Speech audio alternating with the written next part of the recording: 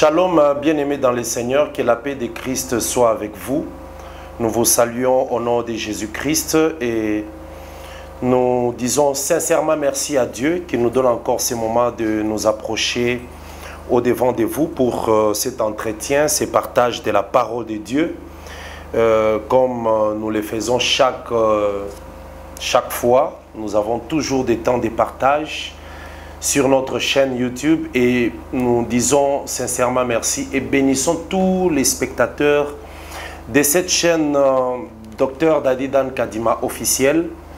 Vous êtes tellement nombreux à nous suivre de temps en temps et nous sommes très heureux parce que chaque fois nous recevons vos commentaires, vos questions et vos suggestions. Nous sommes toujours ouverts pour toutes ces choses.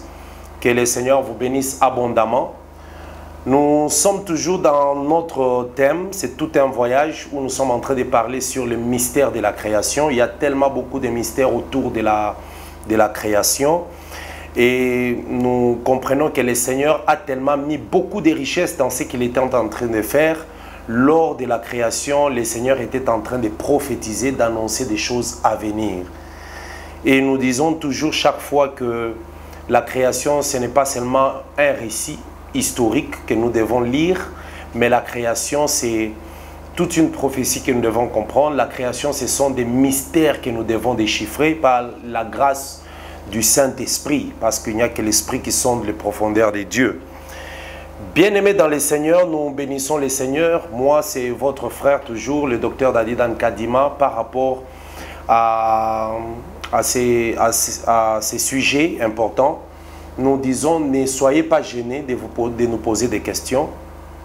Et chaque fois qu'il y a des soucis, regardez au bas de votre écran, il y a un numéro qui s'affiche. Vous pouvez nous écrire, vous pouvez poser des questions, vous pouvez même nous appeler de partout où vous êtes, que ce soit en dehors du pays, à l'étranger, partout. Nous serons toujours prêts à vous répondre à vos préoccupations. Pour ceux qui nous suivent aussi pour la première fois, n'hésitez pas de vous abonner. Il y a une mention qui s'affiche à votre écran au bas là, s'abonner. Donc dès que vous vous abonnez, vous avez des notifications chaque fois que nous publions des nouvelles émissions ou nous apportons de nouveaux numéros. Vous serez toujours notifié et vous allez recevoir cela. Que le Seigneur soit loué. Et nous disons aussi merci à Dieu qui permet que nous puissions tendre vers cette année civile 2022. Aujourd'hui, où nous enregistrons cette émission, il est le 21 décembre 2022. Donc, dans quelques jours, nous allons devoir finir cette année. Et c'est comme ça que nous allons aussi terminer ce thème sur le mystère de la création, afin qu'avec les débuts de l'année prochaine, nous puissions commencer avec d'autres sous-sujets, toujours dans la Genèse, parce que nous avons beaucoup de choses à exploiter dans la Genèse.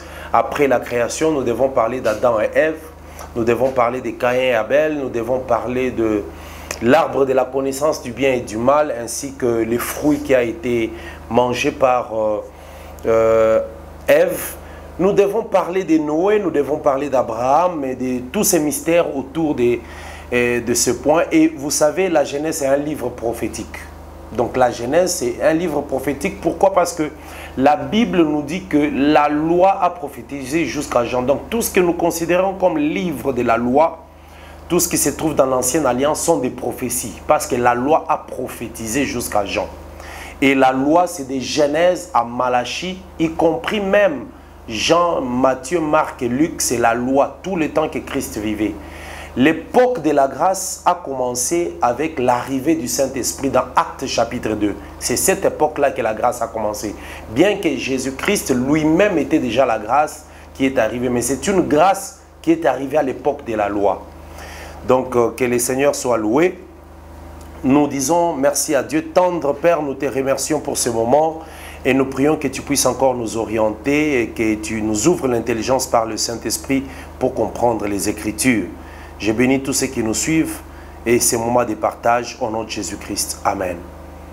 Bien-aimés, nous sommes en train de parler de la création, mais là déjà, aujourd'hui, notre 20e numéro, nous allons parler du 6e jour de la création que nous avions déjà introduit la fois passée, parce que déjà, la séance passée, au 19e numéro, nous avons parlé déjà du 6e jour de la création. Et au 6e jour de la création, nous avons fait voir que dans la création, Dieu a séparé, a scindé les 6e jours en deux. Il y a une première partie où déjà on nous parle des animaux terrestres qui ont été créés, des animaux terrestres. C'est la première partie du 6e jour. Et dans la deuxième partie du 6e jour, il y a la création de l'homme et de la femme. Tout ça a été fait le 6e jour. Mais déjà, dans la première partie, nous allons lire cela dans Genèse chapitre 1er. Nous allons commencer au verset 24. Dans la première partie, qui va du verset 24 jusqu'au verset 25, on nous parle de la création des animaux terrestres. Donc, les lions, l'éléphant, l'agneau, tout ce que nous connaissons comme animaux terrestres, les reptiles, les bétails ont été créés le 6e jour, mais avant l'homme. C'est ainsi que nous disons que les animaux typifient les nations qui dominent les animaux. Les animaux typifient les puissantes nations. Ce n'est pas quelque chose d'étrange chez nous parce que déjà le prophète Daniel, dans Daniel chapitre 7, nous a parlé déjà des animaux qui sortaient de la mer, qui font irruption sur la mer. Ces animaux qui font irruption, il les a cités, il a parlé du lion, de l'ours, du léopard et de l'animal terrible. Là, c'est dans Daniel chapitre 7. Mais lorsque l'explication commence, on nous dit que ces animaux représentaient les empires ou les royaumes qui dominaient Israël. Parce que déjà, les lions représentaient Babylone. L'ours représentait déjà le Mède des Perses. Parce que l'ours, la Bible dit déjà dans Daniel 7 que c'était un ours, mais qui s'est penché d'un côté. Il avait deux côtes dans sa bouche, mais il s'est penché d'un côté. Donc déjà, ça nous montre que c'était deux empires, donc le Mède et les Perses, mais représentés par un seul animal. Mais il s'est penché d'un côté parce que c'était le Mède qui était puissant lorsque ces deux royaumes dominaient Israël. Et après, il y a les léopards qui représentent la Grèce. La Grèce qui a dominé aussi Israël à un certain moment, sous Alexandre le Grand, sous Antiochus Épiphane, et ainsi de suite, sont représentés par l'animal qui est le léopard. Et après, le quatrième animal dont il définit en disant c'est un animal terrible, effrayant, qui représente Rome, l'Empire romain. C'est le dernier empire jusqu'à cette époque, c'est Rome. Il y a eu Rome d'Occident, Rome de l'Orient, et aujourd'hui, Rome est en train de se réunifier par l'Union européenne. Donc vous voyez que ces puissantes nations sont représentées par des animaux. C'est ainsi que même les animaux de la terre, ou disons le pays, les nations terrestres, ont toujours des animaux, des totems qui représentent ces pays. Aujourd'hui, la République démocratique du Congo est représentée par les léopards.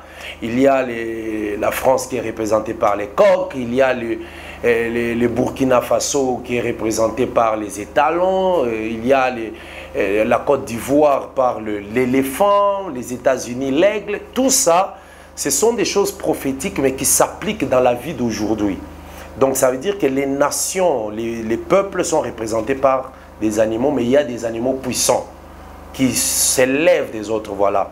Donc lorsque l'Église partira à l'enlèvement, l'Église qui est représentée par les oiseaux du ciel qui sont enlevés le 5e jour de la création parce que les animaux, les oiseaux volent le 5e jour.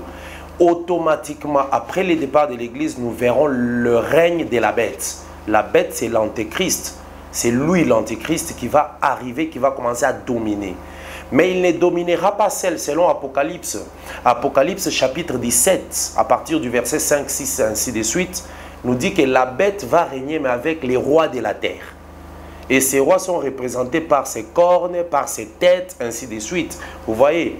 Donc, les 6e jours de la création nous parlent des animaux qui dominent sur la terre. Ça veut dire que c'est l'époque de la domination. L'époque aussi de la grande tribulation, où les nations vont se liguer ensemble pour dominer Israël. Et cela nous est montré aussi par Christ. Lorsque Christ est venu, Christ c'est toute une terre, mais qui a été aussi dominée par Hérode, Pilate, qui se sont ligués avec les souverains sacrificateurs pour dominer. C'est ce que Actes chapitre 4 nous dit, que Ponce Pilate et Hérode se sont ligués avec les nations pour chercher à dominer Christ et l'ont tué. Vous voyez, les oints a été tué. Israël, c'est un peuple oint à cause de l'alliance d'Abraham, sera aussi dominé par les nations de la terre pendant la période de la tribulation après le départ de l'Église. Voilà ce que nous explique le 6e jour de la création, mais dans sa première partie. Je lis cela dans Genèse chapitre 1er, le verset 24. La Bible dit, Dieu dit que la terre produise des animaux vivants selon leur espèce, du bétail, des reptiles et des animaux terrestres selon leur espèce. Et cela fut ainsi. Donc, la terre, le monde entier produira des nations puissantes que nous voyons aujourd'hui. Les nations puissantes dominent. Aujourd'hui, nous avons dans la praticabilité, nous ne sommes pas dans l'esprit d'abord de la prophétie. Nous voyons que les États-Unis dominent, la Russie domine, mais la Russie et les États-Unis qui forment les deux blocs. Le bloc de l'Ouest ainsi que les blocs de l'Est. Les blocs de l'Est communistes avec la Russie et tous ceux qui sont autour de lui. Et de l'autre côté, c'est les blocs Occident avec les États-Unis et tous ceux qui sont autour de lui, l'Union européenne, l'OTAN, ainsi de suite. Vous voyez? Donc, ils sont en train de dominer. Et l'Église est encore sur la terre. Comme l'Église est encore sur la terre, l'Antéchrist n'apparaîtra pas physiquement, ne viendra pas dans sa totalité. Il agit dans les mystères. C'est ce qu'Apocalypse 17 nous dit, que la femme qui agit dans les mystères, la puissance dans les mystères. Et 2 Thessaloniciens aussi nous dit que les mystères de l'iniquité agit déjà. Comme c'est dans les mystères, c'est ça même les animaux, mais qui sont encore dans l'eau. Mais au 6e jour, les animaux maintenant sont sur la terre et dominent la terre. Donc après le départ de l'Église, les oiseaux qui s'envolent vers le ciel, les animaux vont commencer à dominer sur la terre. Et cette domination prendra 7 ans. 7 ans. La première partie, ça sera une petite tribulation. Ça veut dire les nations vont chercher à attaquer Israël, mais il y aura une résistance parce que les deux joints dont Apocalypse chapitre 11 nous parle, ça veut dire les deux prophètes qui viendront avec l'esprit d'Élie et l'esprit de Moïse vont prêcher Israël, mais pendant ce temps, Israël sera protégé. Parce que les deux prophètes, pendant leur mission, ils ne seront pas tués d'abord. Israël ne saura pas être attaqué totalement. La présence des prophètes, c'est une protection pour Israël pendant 3 ans et demi. Mais après les 3 ans et demi, la bête qui sort de l'abîme, ça veut dire l'antéchrist qui était dans les mystères, maintenant qui s'élève, qui vient tuer les désoins au milieu de la semaine, ça veut dire 3 ans et demi après. Comme les désoins vont mourir, Israël restera sans protection. Et comme Israël restera sans protection, ça sera maintenant la grande tribulation qui commence, qui va aussi durer 3 ans et demi. Et pendant ce temps, l'Église est dans les noces, avec l'agneau. L'Église est dans les noces. C'est ça même Apocalypse 19. Il est dans les noces, il règne. Et vous voyez donc, à ce moment-là, le roi des rois, le seigneur des seigneurs est encore avec eux. Il règne. Et sur la terre, Israël est dans la grande tribulation. C'est ça les animaux qui dominent au 6e jour. Mais après les 7 ans, il faut que Christ, le Messie, quitte les noces, laisse l'Église et descende sur la terre pour la bataille d'Armageddon. Apocalypse 19 nous explique cela déjà à partir du verset 11. Donc, il vient comme roi des rois et seigneur des seigneurs pour venir combattre l'Antéchrist, les rois de la terre, pour renverser les royaumes de la terre. Parce que les royaumes de la terre ont régné pour un temps. Et les règnes du royaume de la terre ont été donnés au diable. Regardez Matthieu chapitre 4 et même Luc chapitre 4. Lors de la tentation, le diable disait à Christ, il dit que ces royaumes de la terre m'ont été donnés. Si tu te prosternes, je te les donnerai aussi. Vous voyez? Donc, actuellement, le royaume de la terre est donné au diable. Il règne par les royaumes, par les puissantes nations. Mais lors de la bataille d'Armageddon, lorsque Christ quittera le noces, va laisser l'Église dans les noces, mais il descend avec les saints anges, il vient pour la bataille d'Armageddon, il viendra pour frapper la bête. C'est ça même la bataille d'Armageddon, qui durera 30 jours. Donc 1 mois, ça sera une durée de 30 jours. C'est l'époque où la Bible nous parle des coupes et des trompettes. Les coupes qui vont agir, ainsi de suite. Et toutes ces frappes-là feront en sorte qu'à la fin de ces 30 jours, que la bête soit anéantie par la puissance de Christ. Et après cet anéantissement maintenant, c'est les royaumes, c'est Rome qui est maintenant anéanti. Parce que la bête n'est que la succession, donc la suite de Rome. On n'a pas le temps de lire tout ça parce que nous sommes en train de parler d'Apocalypse sur une autre chaîne.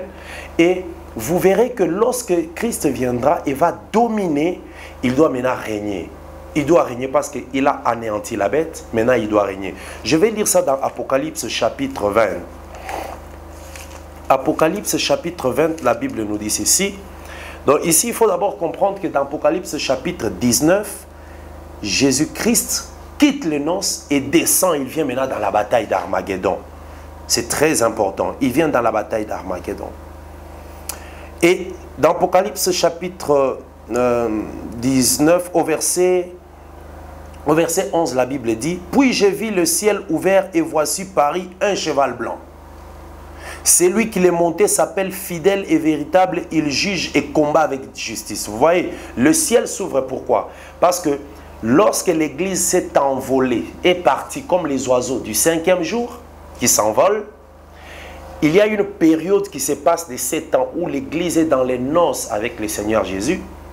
Et après ces noces, le ciel s'ouvre, le Seigneur quitte le ciel, il descend maintenant sur la terre pour venir combattre avec justice. Il vient combattre qui? Il vient combattre la bête. Il vient combattre la bête. Et la Bible dit que ses yeux, Apocalypse 19, verset 12, ses yeux étaient comme une flamme de feu sur sa tête. Et sur sa tête étaient plusieurs diadèmes. Il avait un nom écrit que personne ne connaît si ce n'est lui-même. Il était revêtu d'un vêtement teint de sang. Son nom est la parole de Dieu. Vous voyez? Donc, quand on dit vêtement teint de sang, ça montre la bataille, le carnage. Il vient maintenant comme Judas qui revient du carnage. Selon Genèse chapitre 19, il doit plier ses genoux. C'est les lions. Donc, quand on dit que teint de sang, il vient comme les lions pour combattre la bête et les rois de la terre. Verset 14, la Bible dit « Les armées qui sont dans le ciel les suivent sur des chevaux blancs vêtus d'un fin lin blanc pur. » Donc, quand Christ viendra pour la bataille d'Armageddon, il viendra avec les anges. C'est ça ce qu'on appelle les armées du ciel. Verset 15. De sa bouche sortait une épée aiguë pour frapper les nations. Voilà. Les nations de la terre qui étaient représentées par les lions, les léopards, l'ours, les dragons, l'antéchrist et toutes les nations. Quand Christ vient, c'est pour combattre les nations. La Bible dit qu'il pètera avec une verge de fer et il foulera la cuve du vin de l'ardent de la colère de Dieu Tout-Puissant. Écoutez maintenant le verset 16. Apocalypse 19, 16. Il avait sur son vêtement et sur sa cuisse un nom écrit. Roi des rois et Seigneur des seigneurs. Donc, quand il vient dans la bataille de l'Armageddon, c'est pour effacer les puissantes nations, frapper les rois de la terre et l'antéchrist qui est la bête, afin que maintenant lui puisse régner. Lui puisse dominer. Et lorsqu'il frappera, Israël qui verra cette victoire pleurera, reconnaîtra maintenant son Messie. Et ce deuil durera 45 jours. C'est ainsi qu'après les 7 ans de la bataille, les 7 ans de noces, qui sont aussi les 7 ans qui vont se solder par la grande tribulation, il y aura encore 45 jours. On va expliquer toutes ces choses calmement parce que c'est Daniel chapitre 12 qui les dit. Il y aura 30 jours de la bataille d'Armageddon et 45 jours du deuil d'Israël qui reconnaîtra son Messie. Après cela, il y aura maintenant les règnes millénaires. Ça veut dire un règne où Jésus doit régner pendant 1000 ans avec son peuple. C'est ce qui est écrit dans Apocalypse 20. Apocalypse chapitre 20, la Bible dit. Verset 1er. Puis j'ai vu descendre du ciel un ange qui avait le clé de l'abîme et une grande chaîne dans sa main. Un ange qui avait les clés de l'abîme. Vous voyez, l'abîme c'est là où il y avait la bête qui sort de l'abîme. Maintenant, l'ange descend avec la clé de l'abîme et une grande chaîne. Il saisit les dragons, les serpents anciens qui est le diable et Satan et il les lia pour 1000 ans. Donc cette bataille, c'est pour saisir les dragons, l'antéchrist et la bête, pour les lier. Voilà. Il les jeta dans l'abîme, il jette le diable dans l'abîme, le dragon, les serpents anciens, ferma et scella l'entrée au-dessus de lui, afin que le diable ne séduisit plus les nations jusqu'à ce que les 1000 ans seront accomplis. Après cela, il faut qu'il soit délié pour un peu de temps encore. Donc il sera délié pour une autre bataille qui est après la bataille d'Armageddon. C'est ça ce que la Bible appelle la bataille de Gog et Magog. Voilà, le verset 4 dit « Et j'ai vu des trônes et ceux qui s'y assurent furent donnés le pouvoir de juger. » Verset 5, je prends le verset 5. Non, nous sommes au verset 4, oui. « Et j'ai vu des trônes et ceux qui s'y assurent furent donnés le pouvoir de juger. Et j'ai vu les âmes de tous ceux qui avaient été décapités à cause du témoignage de Jésus-Christ, à cause de la parole de Dieu, et de ceux qui n'avaient point adoré la bête ni son image, et qui n'avaient pas reçu la marque de la bête sur le front et sur leurs mains, ils revinrent à la vie. » Vous voyez, c'est la résurrection. Ici, cette résurrection, c'est la résurrection de ceux qui étaient morts dans la grande tribulation, ça veut dire les 144 000 d'Israël, et toutes les vierges folles, ça veut dire ceux de l'église, mais qui n'étaient pas partis dans l'enlèvement.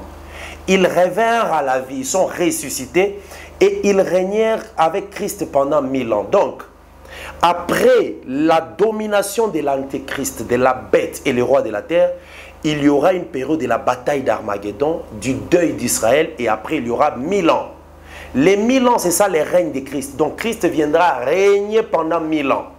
C'est ça la période qu'on appelle le règne millénaire, donc les milléniums.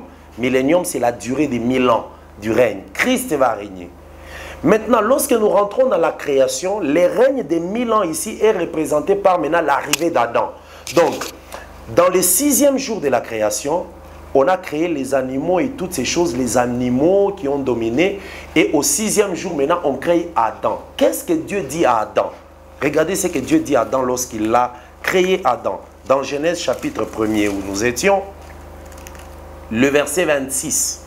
C'est ça la deuxième partie du 6e jour de la création. Mais prophétiquement, qu'est-ce que ça annonce? La Bible dit dans Genèse chapitre 1er verset 26, « Puis Dieu dit, faisons l'homme à notre image, selon notre ressemblance, et qu'il domine. » Vous voyez? Donc maintenant, on a créé Adam pour dominer.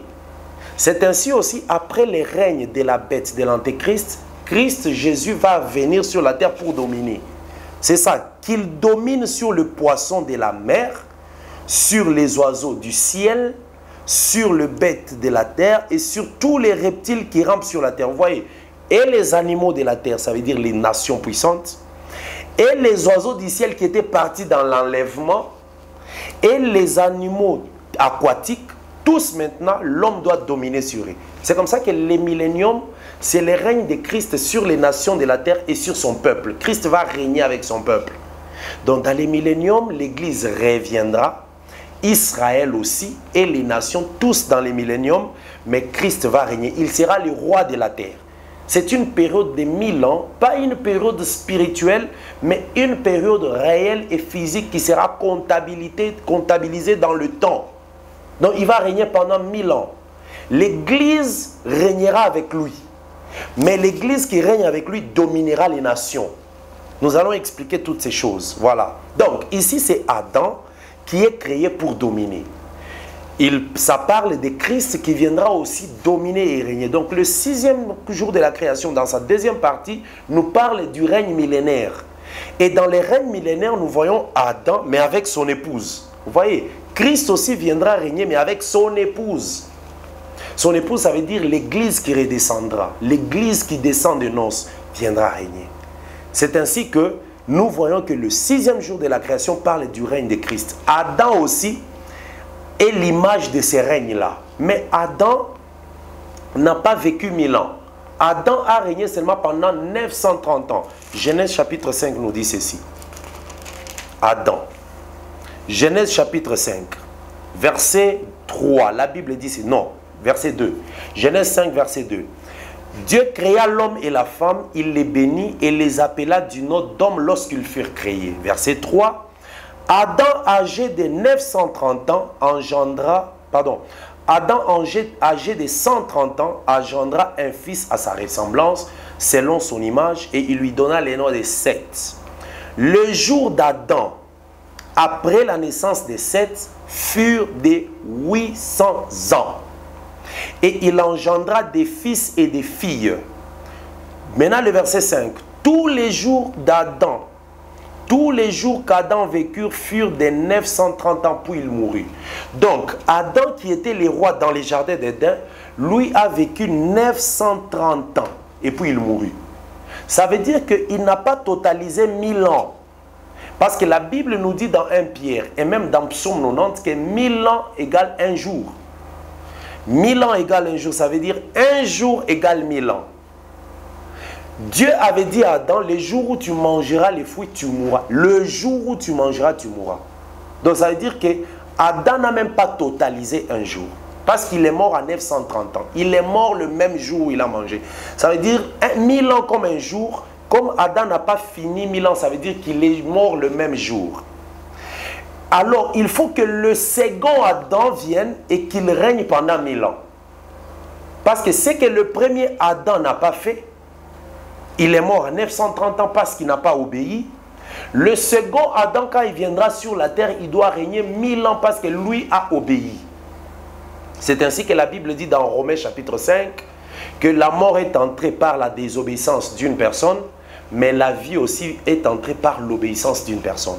Donc voilà, c'est ainsi que, parce que vous allez poser pourquoi Jésus-Christ doit régner 1000 ans. Il doit régner 1000 ans parce qu'il est le second Adam. Le premier Adam n'a pas pu régner 1000 ans. Il est mort à 930 ans, alors le second Adam doit régner pendant 1000 ans. Donc, le premier Adam a manqué 70 ans pour totaliser 1000 ans. Il a manqué 70 ans. C'est ainsi que, dans la séance prochaine, nous parlerons maintenant en long et en large sur les 70 ans du règne d'Adam ou du manque du règne d'Adam. Adam n'a pas régné parce qu'il a manqué 70 ans. Mais Christ, quand il viendra, lui régnera pendant 1000 ans. Ça veut dire qu'il aura totalisé, il aura couvert les 70 ans que le premier Adam avait manqué. C'est très important. C'est prophétique ces choses.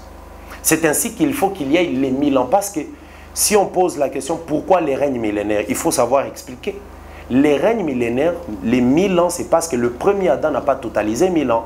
C'est ainsi que le second Adam qui est Jésus-Christ doit venir régner pendant 1000 ans. Pour couvrir. Il doit régner pendant 1000 ans avec son épouse qui est l'Église. Adam, avec son épouse, n'a pas pu régner 1000 ans. Voilà, bien-aimés dans les Seigneurs. C'est très important ces choses pour qu'on comprenne pourquoi. Et pourquoi les 70? Quand Adam manque les 70 ans, ça veut dire qu'Adam a raté la royauté. De la royauté. Je vais lire ça dans Ésaïe 23. La royauté est expliquée par le nombre 70. Ésaïe chapitre 23. La Bible nous dit ceci dans Ésaïe chapitre 23. En ces temps-là, Tyr tombera dans l'oubli 70 ans. C'est que dure la vie d'un roi. Vous voyez, les 70 ans, c'est la durée de la vie d'un roi. Comme Adam a manqué les 70, ça veut dire que c'est un roi mais qui n'a pas duré, qui n'a pas régné. Il est tombé. Il faudra alors que l'autre roi qui viendra, lui, couvre les 70 ans. C'est ainsi que Jésus est appelé le roi des rois. Il est roi même d'Adam. Il a couvert les 70 ans et il régnera pendant 1000 ans. Donc les 70 ans, c'est la durée de la vie d'un roi. Je vais vous donner un exercice auquel nous allons répondre la séance prochaine. Mais n'hésitez pas de vous abonner, de nous écrire, de nous appeler. Je vous donne un exercice. Quel est le roi qui a duré 70 ans dans les Écritures? De Genèse à Apocalypse. Cherchez, vous allez voir. Les rois qui a duré 70 ans. Il y a un seul roi qui a duré 70 ans. Nous allons voir ça la séance prochaine pour expliquer les 70 ans qu'Adam a raté, mais que Christ doit couvrir pour qu'il justifie qu'il est le véritable Adam, le second Adam. C'est que le premier Adam a échoué, ou n'a pas pu faire dans les jardins. Le second Adam viendra faire, mais pour relever le premier Adam. Parce que le second Adam vient pour relever le premier Adam. C'était notre méditation d'aujourd'hui sur le mystère de la création. Nous sommes au 6e jour. Nous allons terminer le 6e jour, la séance prochaine, et entamer le 7e jour pour clôturer sur ces choses sur la création. Que la grâce du Seigneur soit avec vous, que la paix de Christ vous soit abondamment accordée. N'hésitez pas de nous appeler, les numéros s'affichent. Nous avons aussi l'adresse qui s'affiche et tout. Contactez-nous, appelez-nous et le Seigneur vous bénira. Abonnez-vous et partagez avec le plus grand nombre. C'était votre frère, le docteur Dadi Dan Kadima. Shalom dans vos maisons, paix et grâce au nom de Jésus-Christ.